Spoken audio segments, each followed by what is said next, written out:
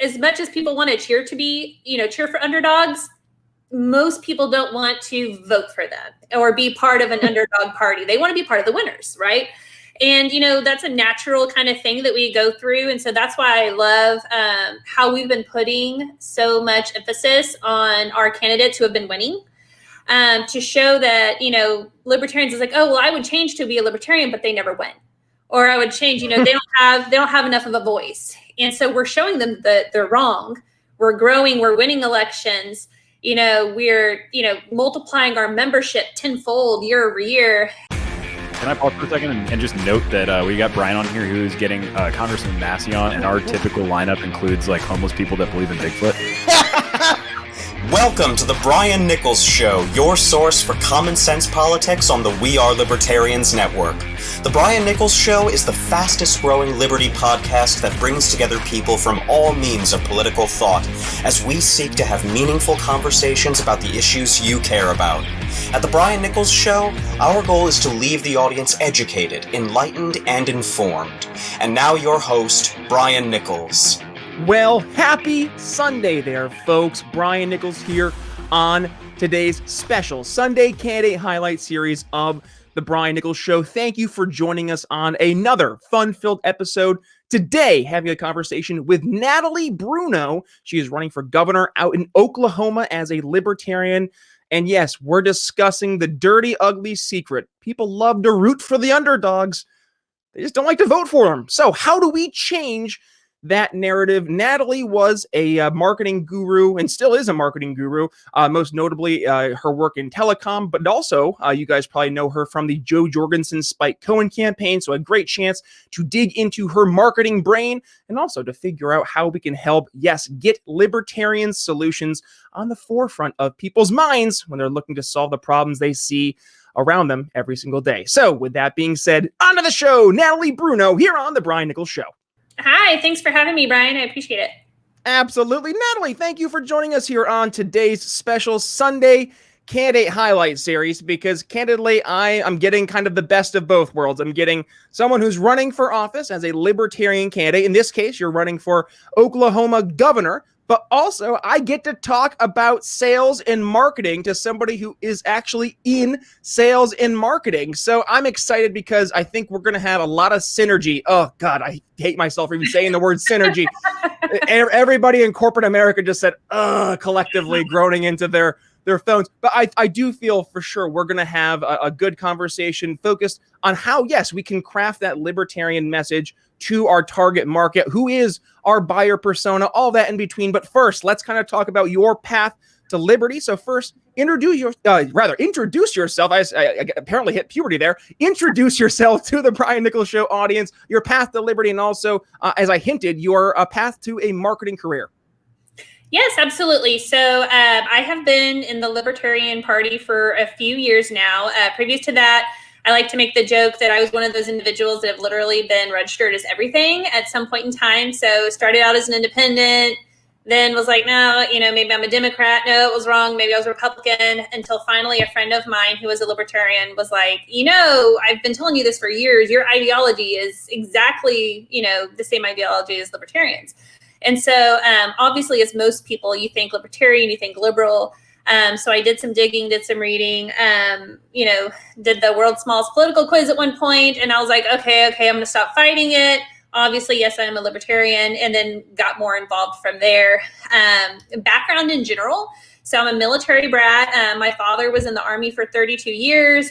So I've ping-ponged all over the United States. I was born here in Oklahoma. I moved back as an adult after I graduated high school out of Texas and have been here ever since. I do a lot of philanthropy here in Oklahoma. I've coached multiple sports teams, soccer and basketball. I'm on multiple nonprofit boards. I've really ingrained myself with the community here. And so whenever I had discussed with my state party about the opportunity of, instead of running a campaign, actually being a candidate, I realized that was something that I felt like God was kind of leading me to. And so I jumped right on it. So you're running for office as a candidate for governor, which is a big step. I know we've had a couple of candidates here running for governor. Joe Solosky, of course, just jumps to mind here in PA, being in Philly. Yes. But I love to see we are having candidates running for these very important state and local elections. So let's look at Oklahoma. You've been involved in Oklahoma politics, particularly through a liberty lens. But what was the issue, or what was the thing that happened that pushed you to say, okay, it's time to actually run for office? I know you mentioned you felt compelled in some way. Was there any trigger that you maybe noticed that really was the, ultimate launching off point? Yeah. So my aha moment, or light bulb, I guess you could say, is that Oklahoma in general, whenever I was helping with Joe and Spike's campaign last presidential election, we really discussed the fact that Oklahoma should really be a gold state. We have, gaming through our tribal entities that everybody is very supportive of. We have lottery. We have, medical cannabis. We have all of these entities, and most of, even though we're a very red state, our average age is like 35, 36. Wow. Overall for the state. And, that's young. Wow. It is relatively young. We have a couple military bases here and stuff that kind of bring that down. We have a lot of new industry that has been building, bringing in younger workers. And, it really made us kind of realize, based off of surveys and everything, that even the Republicans, they are Republicans with an asterisk or a Republican light, because the fact that they'll even tell you well, I'm a Republican, but, all social issues, lean more left, or, I'm totally okay with, people having autonomy over their bodies, and a lot of their ideologies, even though they won't admit to being a libertarian, are really libertarian. And so really quick, you just said a magic word or magic phrase. Even they won't admit that they're libertarian. Why? Why? I think mostly here, as much as people want to cheer for underdogs, most people don't want to vote for them or be part of an underdog party. They want to be part of the winners, right? And, that's a natural kind of thing that we go through. And so that's why I love how we've been putting so much emphasis on our candidates who have been winning, to show that, libertarians is oh, well, I would change to be a libertarian, but they never win. Or I would change, they don't have enough of a voice. And so we're showing them that they're wrong. We're growing, we're winning elections. We're, multiplying our membership tenfold year over year. And we're finally now at that point, at least in our state, and I'm sure a lot of states feel this way too, where people are so disgruntled with the duopoly. And here in Oklahoma, being a very red state, so many people are even mad and frustrated with the Republican Party that they are ready. I've been told so many times so far that, Natalie, if this is the year to do it, if a libertarian is going to win, this is the year, because, it's breaking apart. People want to form different political parties, the Patriot Party, all these different things. And so it's really a great opportunity. If you have a strong candidate mixed with a very strong state LP, which we have, we really have the secret sauce to make it happen. So stop running as an underdog, because to your point, people like to cheer for the underdog. I wrote this quote down because it made me smile. People like to cheer for the underdog, but they don't like to vote for them.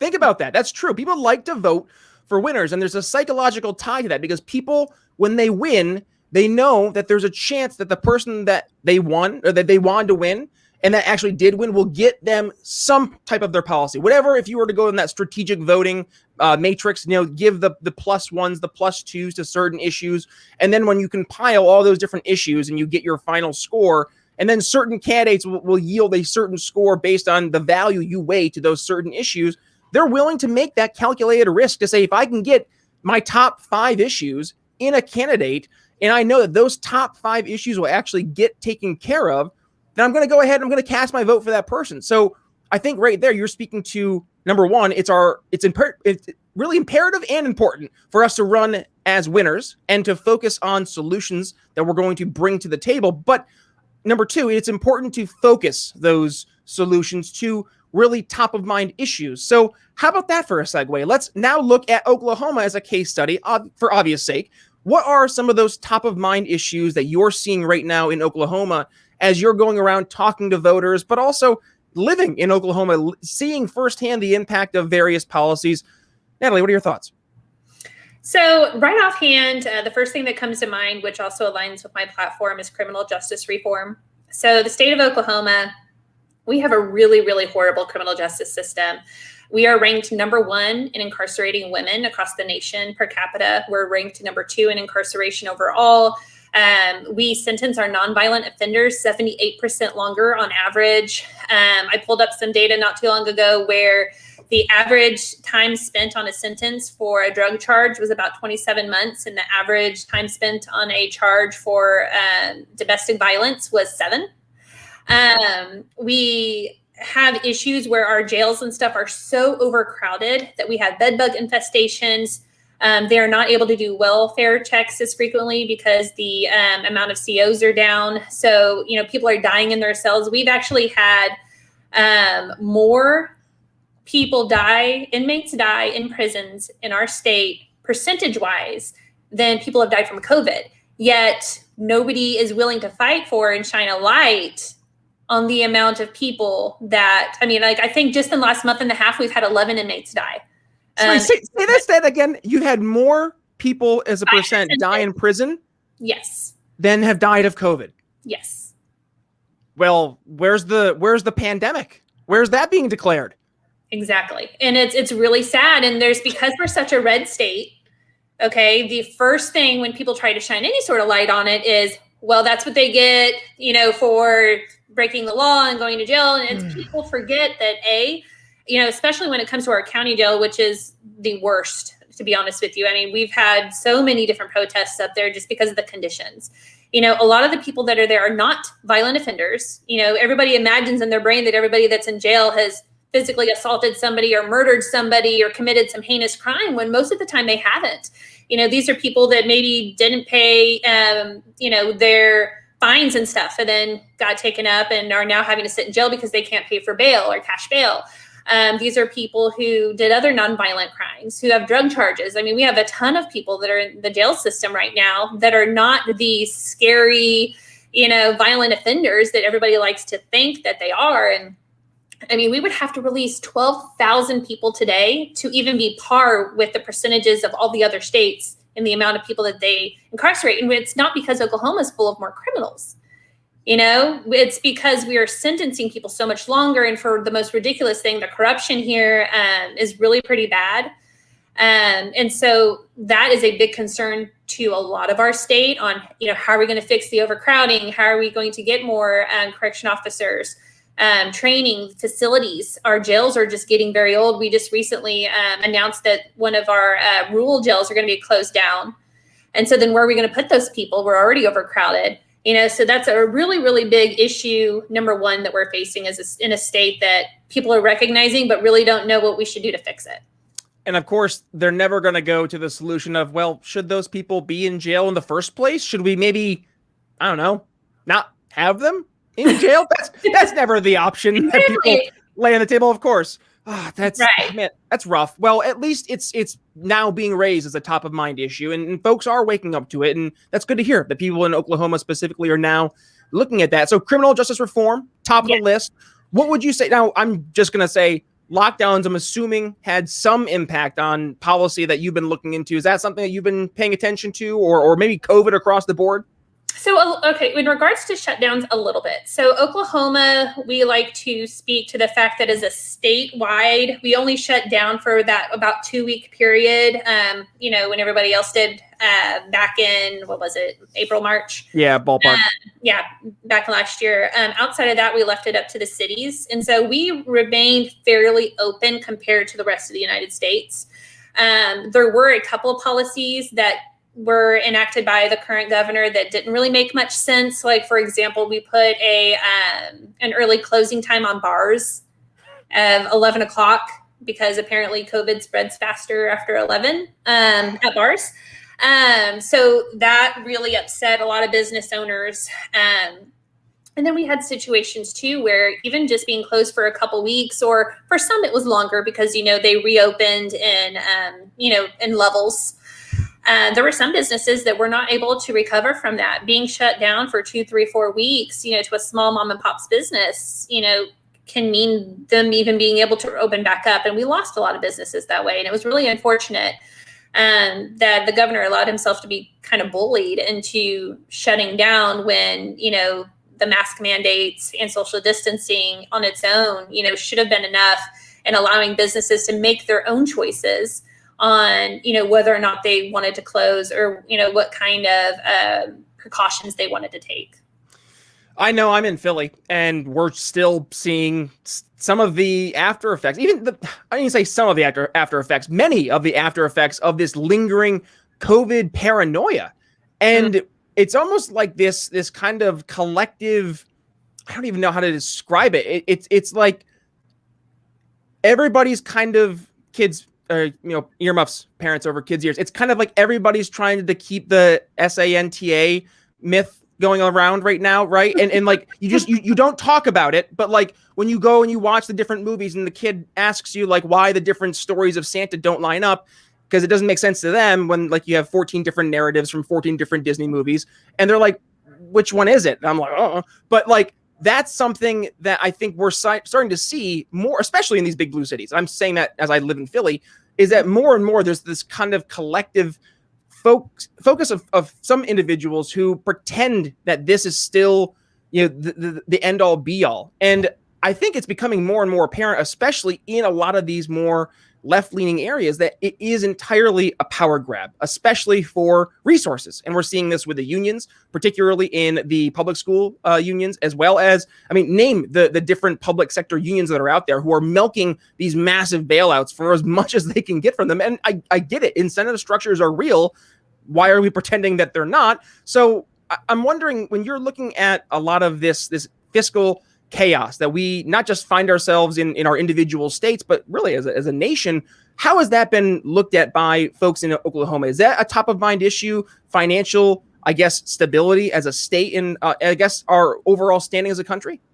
Yeah, I would say that there's a lot of concern in that area, especially with our state. And, there's a couple initiatives that, people like myself don't agree with, where we're trying so hard to get people back to work now because of the, unemployment system, where they were able to have additional money on top of money. And so now, it makes more financial sense for them to not work than to go back to employers, which I forgot to mention earlier has also been an issue, is getting their employees to come back to work.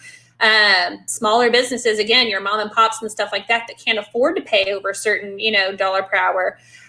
They cannot get their employees to come back. So then, they're running into issues that they cannot be open certain hours anymore or generate that revenue because they don't have employees to staff it. And then we have these back to work initiatives where, we're talking about giving people $1,200, sign-on bonuses to go back to work and get off of unemployment. And it really concerns a lot of us, like, okay, well, we're having issues right now being able to meet our budget recommendations and stuff like that. And now you're trying to give out even more money and more bailouts. And, how is that financially going to work? Because it's not. It's make-believe. It's all the magic money tree in the backyard in the White House, right? Exactly. And then for us, especially, our industry is not as stable as some other states because we rely so much on oil and gas. And so oil and gas, when it's great, it's great. But when it's not, it puts a real financial burden on our state, which is why another portion of my platform is to try to grow other more stable areas of industry for our state, because, we cannot build a budget. You mentioned being in sales. I've been in sales. You cannot do a budget based off of your best commission check, right? You're going to fail, and you're going to have a bad month, and you're not going to be able to feed your family. Yesterday's home runs don't win tomorrow's games. I'm sorry, folks. That's not how it works. Exactly. It's Uncle Rico, I hadn't gotten injured, playing pro right now. I can throw this ball over that mountain. Like that's how a lot of people do want to approach, I guess, what is success. And you're speaking to, I'm really interested to hear this, because you talked about what is currently the economic powerhouse of Oklahoma, and that is it really seems to be the, I guess, energy sector. Mm-hmm. What are some of these up and coming economic opportunities that you're seeing for Oklahoma particularly? Because I think this is where we can kind of get people on the proverbial white pill, right? Where it's not doom and gloom. It's not always going to be just, the meteor, please hit us now mentality. There are things that we can look forward to. So Natalie, what are you going to say in terms of looking forward in positivity? What are some of those up-and-coming industries? Right. So as I mentioned earlier, we had recently, 3 years ago, actually, introduced medicinal cannabis to our state, and that has generated a ton of really great revenue for our state. But we can do better. We've talked about, passing recreational hallucinogens, stuff like that have now been medically proven to be beneficial for people who suffer from schizophrenia and other kind of mental illnesses, bipolar. Opening up that entity. There's things that we can do currently, because we have a lot of overproduction right now within the cannabis industry. So allowing people who have cards from other states to come and purchase and utilize here in our state. There's lots of things like that to continue to boom the already very robust cannabis industry. But on top of that, is we have a really good opportunity to focus more on industrial hemp. A lot of people, may or may not know this, but hemp is a very versatile product. You can create pretty much any kind of textile out of it, cooking oils, seeds, rope, building supplies. And it grows so quickly with the amount of, rural land and stuff that we have because of the oil and gas industry. And because of the previous farming industry, it would be very easy for us to pivot to that more so than we already have. And then also be able to really have a more green resource that we're producing out of our state. And it's something that the workers that have been doing oil and gas, because that's been the other problem is, these people who've been working in this industry so long, what else can they pivot to? And, the hemp industry is something that would be a very easy transition for those workers. It would enable them to still make a strong living wage, because that's been, part of the issue as well, is because, with the really good booming part of the industry, you make really great money, but then whenever the industry isn't so good in the oil and gas, they just release everybody, right?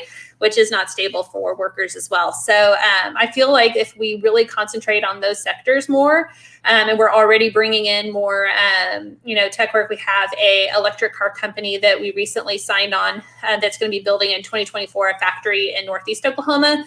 So as long as we still focus on that area and bring up, more of our cannabis industry, I think that that's going to be a great supplement to what the oil and gas industry has done for Oklahoma. So, Natalie, unfortunately, we are getting close to the tail end of the show. So I want to focus the last part more specifically on reaching your average person. Dare I say your average kind of normal person who really, they don't get super involved in politics, partly because they hate it. They think it's gross. They don't want to even be associated with it. So they've completely written it off and they're like, I'm politically agnostic, leave me alone, which kind of goes hand in hand with the idea of not hurting people, not taking their stuff. So I think we can enter into a conversation with them. But then there's a lot of folks out there who they're there. They don't really have a political maybe opinion. They pay attention to the news every now and then. They're aware of what's happening, but not really in the dirty details like we are. So you're in marketing. You see the data. I'm curious, what's the best, I guess, approach to reach the normal person that you have found success with? And maybe we can take it from a micro level specifically for your campaign, looking at Oklahoma, and then maybe apply it on a macro level. Obviously, you're working with Joe Jorgensen and Spike Cohen's presidential and vice presidential campaigns there, respectively. So with that, what are your thoughts there in terms of some of that, who we can reach? So a lot of it has to do with micro messaging, really. It's all about meeting people where they are. Everybody, even if they are not involved in politics, they all have things that they're passionate about, right? And so it's all about finding what are those people's passions and then crafting the correct message to get to the correct person at the correct time.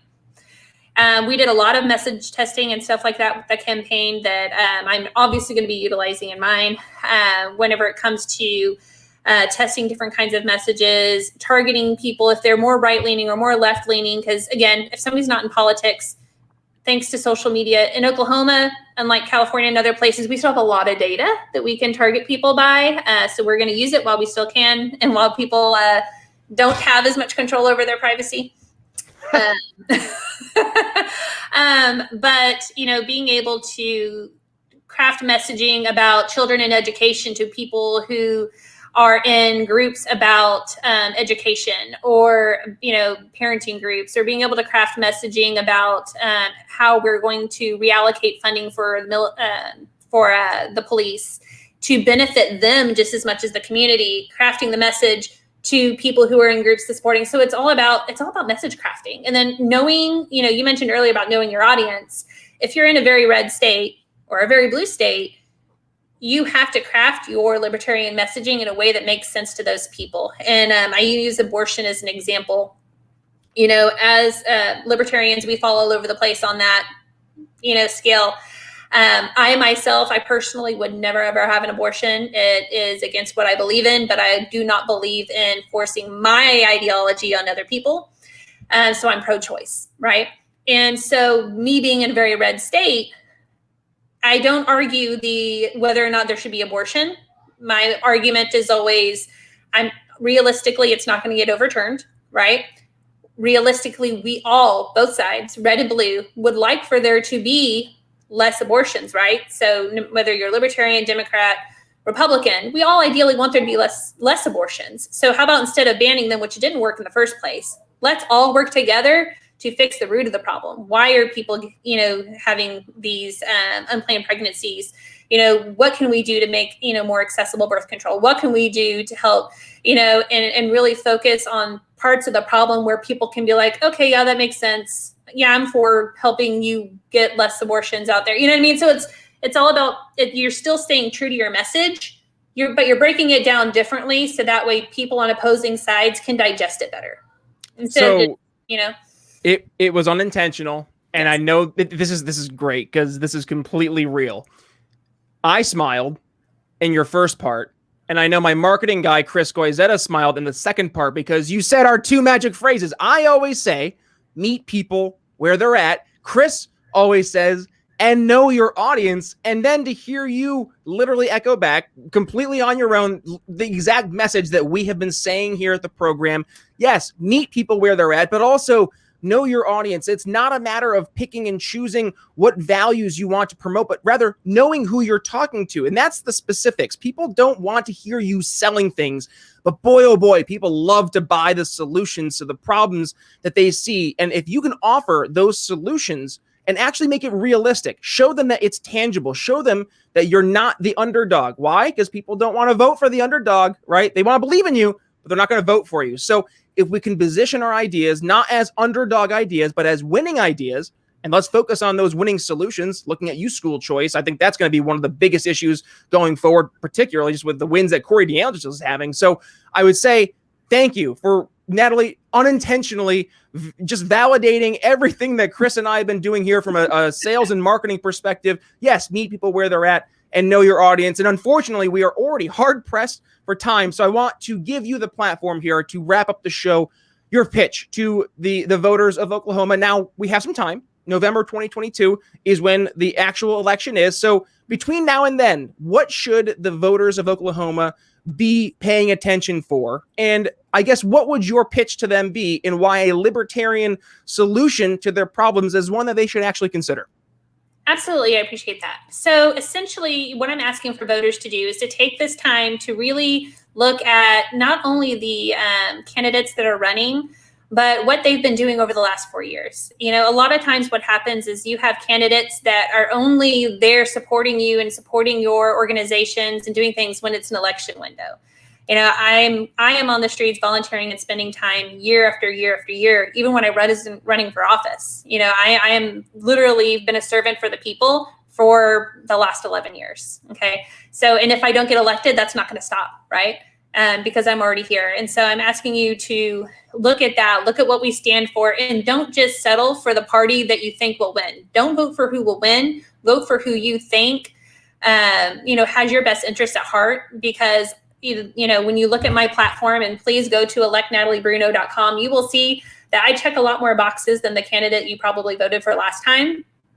And it gives an opportunity to, even if you're not a libertarian or you're not an independent, let's say you're a Republican or a Democrat, even people in those parties have admitted that they are tired of getting crappy representation. And the best way to get representation is to give yourself the ability to have more types of candidates out there for you to choose from, because whenever there's more competition, it forces your parties to put forth better candidates for you. So it benefits you in multiple ways, outside of the fact that I have a great platform, because it would also shake things up within the state as well. And then in the future elections, you're not just going to be given, crappy, mediocre candidates anymore for your other parties. They're going to be forced to put forth better candidates. So it really helps everybody all the way around. So definitely go to my website, follow me on Twitter, like my Facebook. I put out all sorts of great material. Not only just stances on things I believe in, but I also dig into numbers and stuff as well. I'm a very data analytics person, and so I always like to show the proof in the pudding, so to speak. And I appreciate being on the show. Reach out to me. I personally will respond to people as best as I can, not just my volunteers. And if you liked what you heard today, also please consider donating to my campaign. There it is, and that's the call to action, folks. If you did, in fact, as Natalie said, enjoy today's episode here, I'm going to make it easy for you. Link to her website in the show notes, and that will lead you not only to learn about the issues that Natalie has been promoting over on her campaign, but give you all access to her social media, Twitter, Facebook. But with that being said, Natalie Bruno, thank you so much for joining us here on today's special Sunday Candidate Highlight Series here on The Brian Nichols Show. Thank you, Brian. Alrighty, folks, that's going to wrap up my conversation with Natalie Bruno. She is running for governor out in Oklahoma as a Libertarian, so please do me a favor, go ahead and give her some support. And yes, please continue the conversation. If you enjoyed today's episode, share the episode and be sure to tag Natalie as well as yours truly at B Nichols Liberty, Facebook, Twitter, Instagram, and TikTok, of course. Yes, Chris Goizetta, God bless you, man. He got me over on TikTok. Don't worry, I've said this a million times. I want to reiterate because I don't want to scare people away. Not doing dances. We're doing our overview of the sales huddle, but I'll get there in a second. So anyways, if you enjoyed, yes, like I said, today's episode, not only share the episode, but we would love to hear about it, as would other folks, by having you go ahead and give a quick 5-star rating and review. It costs you a total of $0, and it makes all the difference. We've talked about this, as we will in upcoming episodes, as we have in the past with Jeremy Todd and Chris Goizetta.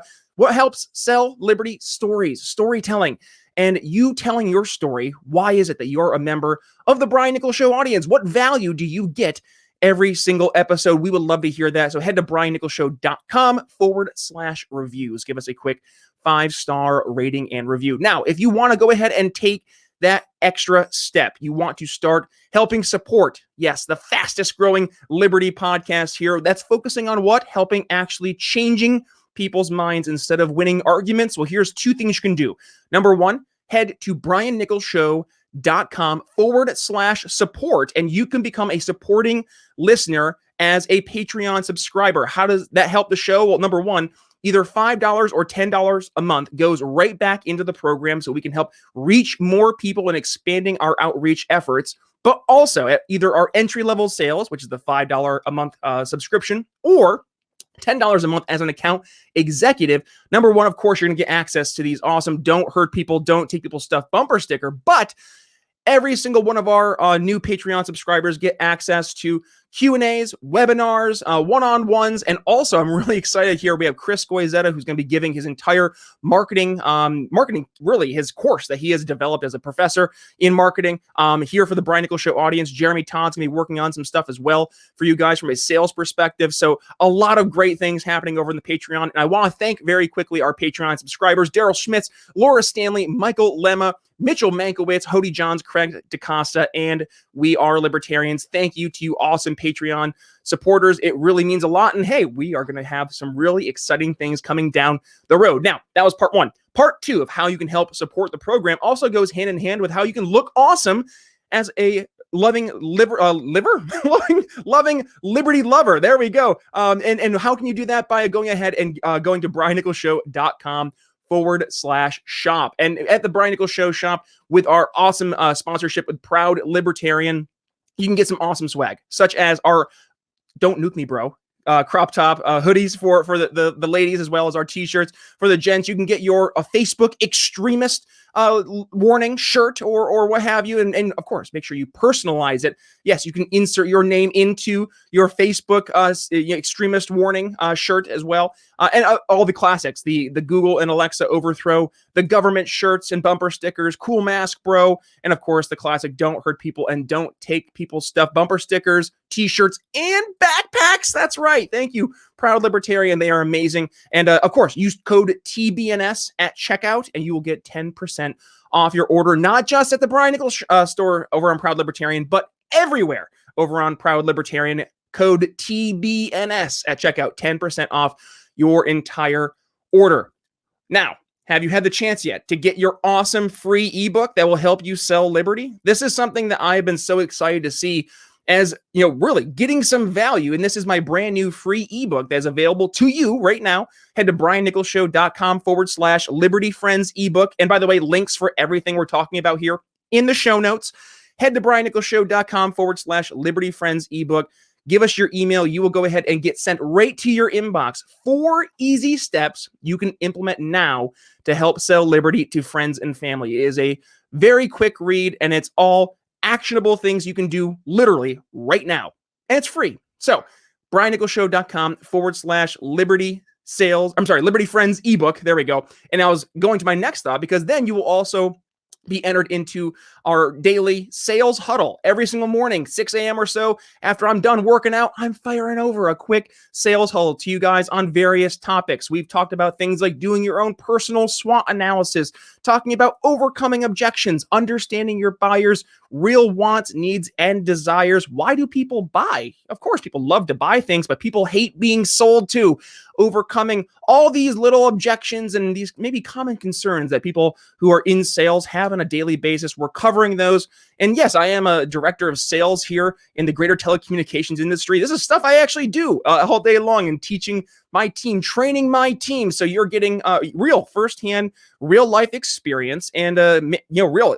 Look at me. I'm a manager. I'm directing you guys to help teach you how to be better advocates and salespeople for liberty. And I want you to be able to make sure that you're going in to battle, if you will, with the most important information available. And that is how to be an effective communicator. And it starts with, for those of you who are the ebook, asking, not just asking questions, but asking better questions. So you want to start being able to ask better questions, head over to the Brian Nichols Show Liberty Friends ebook, sign up, get the ebook sent to your inbox, and then get ready to get all these amazing sales huddle tips sent right to your inbox every single weekday. So with that being said, guys, strap in. Monday, we're getting ready to hit things off on the run. No pun intended, because I am actually going to see, I think, Remzo Martinez's episode where I joined him on his new program, On the Run with Remzo W. Martinez, and we talked about this very thing, selling liberty, and specifically my 4 easy step ebook. So of course, make sure you go ahead, and if you have not subscribed to Remzo Martinez's awesome show, go ahead and do that. But coming up here as we hit the ground running on Monday, Jeremy Todd, we're talking all things sales. So if you have not had the chance yet, hit that magic subscribe button. For you YouTube listener, make sure you've hit the magic notification bell as well as the subscribe button. And while you're doing that, give us a thumbs up. And folks, with that being said, it's Brian Nichols signing off here on the Brian Nichols Show for Natalie Bruno. We'll see you tomorrow. Thanks for listening to The Brian Nichols Show. Find more episodes at briannicholsshow.com.